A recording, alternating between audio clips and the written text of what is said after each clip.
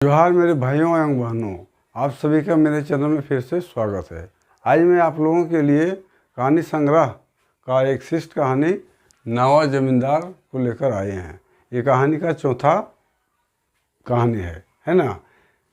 तो हम लोगों को 4 कहानी पढ़ना था, चारों कहानी में से ये लास्ट कहानी है नवा जमींदार। तो चलिए आइए हम लोग इसको देखते हैं। इसके रचयिता कौन है? तो चित्तरंजन महतो, इसका उपनाम है चित्रा, इसी के द्वारा यह लिखा गया है। इसमें कवि पहले के ज़माने का शासनकाल और अभी के ज़माने का शासनकाल का तुलना बड़े ही सुंदर ढंग से किए हैं। साथ ही साथ बुरे कर्म का फल भी बुरा होता है, इसको भी दर्शाने का प्रयास किए हैं। तो चलिए हम लोग कहानी को आरंभ करते हैं।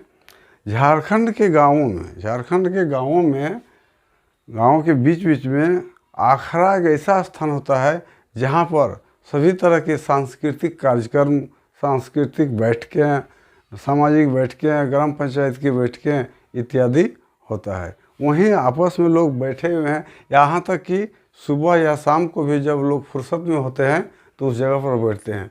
वहीं पर लोग बैठ के आपस में बातचीत कर रहे हैं कि पहले के ज़माने का शासनकाल यानी अंग्रेज़ों के ज़माने के शासनकाल और अभी के ज़माने के शासनकाल में बहुत फ़र्क हो गया है।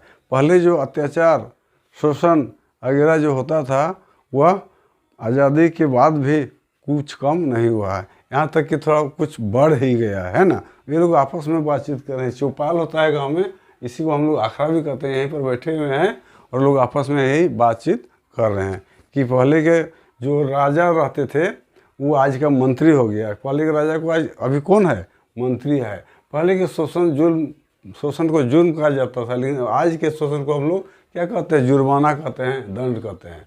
पहले का जो जमींदार होता था, आज के वही जमींदार को हम लोग DC, collector, SDO, BDO, CEO, कर्मचारी, दरोगा, पुलिस इत्यादि कहते हैं। पहले के राज को क्या कहा जाता था? पहले जो राज होता था उसको राजतंत्र कहते थे, यानी राजा शासन करते थे। लेकिन अभी जो शासनकाल चल रहा है वो चल रहा है प्रजातंत्र का, यानी प्रजातंत्र में हम लोग प्रजा लोग जो चुनते हैं नेता को, वही शासन करते हैं। इसी के कर्म में ये कोई जो चौपाल है उसमें जगन्नाथ चौधरी नाम का एक बुजुर्ग व्यक्ति है। वो गांव के नौजवानों व अन्य व्यक्तियों को बैठे हुए हैं, क्योंकि चौपाल का काम ही है सुबह शाम बैठना। वहाँ चौपाल में लोग सुबह या शाम को बैठता था, फुर्सत होता है तो दोपहर में भी बैठता था। वहीं पर सब लोग बैठे हुए हैं और आपस में ही बातचीत कर रहे हैं कि दोनों ज़माने के तुलना कर रहा है। इसी के कर्म में, इसी के सिलसिले में क्या होता है, जगन्नाथ चौधरी एक भ्रष्ट दरोगा जिसका नाम है बलराम सिंह, ये भ्रष्ट दरोगा है, इसके संबंध में बताते हैं, इसके बारे में कहानी बताते हैं कि इतना बेईमान दरोगा है कि लोगों का शोषण करते हैं और शोषण करके, दोहन करके क्या कर लेते हैं, बहुत प्रकार के धन जमा कर लेते हैं और बहुत धनिष्ठ व्यक्ति बन जाते हैं। लेकिन हम लोग जानते हैं कि बुरा कर्म का फल बुरा ही होता है। वही हाल इसको होता है।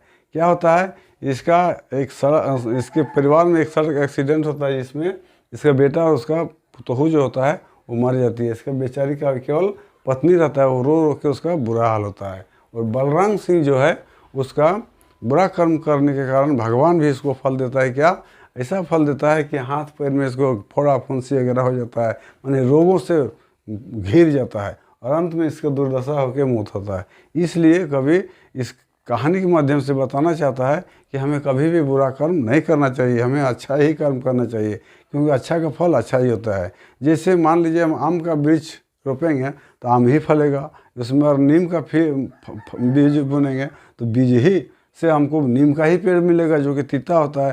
कहने का तात्पर्य हुआ, जैसा आप कर्म करेंगे, जैसा पेड़ लगाएंगे वैसा ही फल मिलेगा। इसलिए बुरा हम हमेशा कभी नहीं करने का कोशिश करना चाहिए। हमें अच्छे व्यक्ति, सज्जन व्यक्तियों के साथ ही रहना चाहिए। कभी इसी को दर्शाना चाहता है। यदि वीडियो अच्छा लगा तो इसे सब्सक्राइब करें, लाइक करें और ज़्यादा से ज़्यादा शेयर करें। आज जितना ही रहेगा। जय हिंद, जय भारत।